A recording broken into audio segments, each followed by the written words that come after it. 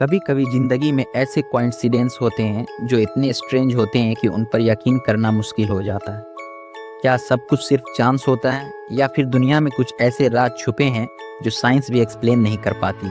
आज हम देखेंगे दुनिया के 5 अनबिलीवेबल कोइंसिडेंस जो सच में हुए थे और आपको शॉक कर देंगे। पहला, टाइटैनिक बुक कोइंसिडेंस।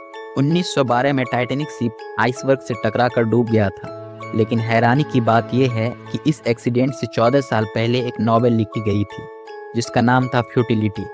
इस बुक में एक शिप का जिक्र था जिसका नाम टाइटन था और वो शिप आइसबर्ग से टकराकर समंदर में डूब गया था।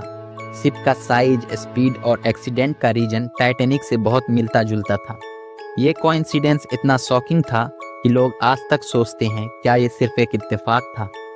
दूसरा, ट्विन ब्रदर्स सेम लाइफ।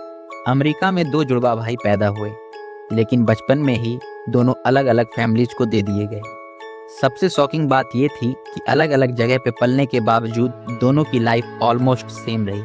दोनों का नाम जेम्स था, दोनों पुलिस ऑफिसर बने, दोनों ने सेम नाम की लड़की से शादी भी की और दोनों ने अपने बच्चे का नाम भी सेम रखा। क्या ये सिर्फ कोइंसिडेंस था या कुछ और?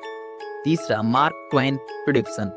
फेमस राइटर मार्क ट्वेन का जन्म हेलेस कॉमेट के आने के टाइम हुआ था।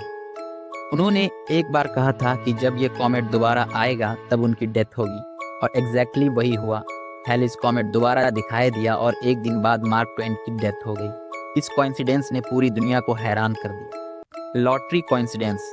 लॉटरी जीतना ही एक रेयर बात होती है, लेकिन एक फैमिली ने सिर्फ एक बार नहीं बल्कि 2 बार लॉटरी जीती। सेम फैमिली का 2 बार विनर बनना प्रोबेबिलिटी के हिसाब से बहुत ही अनयूजुअल माना जाता है। एक्सपर्ट भी इसे एक स्ट्रेंज कोइंसिडेंस मानते हैं। Fifth, plane crash survivor. एक इंसान 1970 में एक प्लेन क्रैश में बच गया।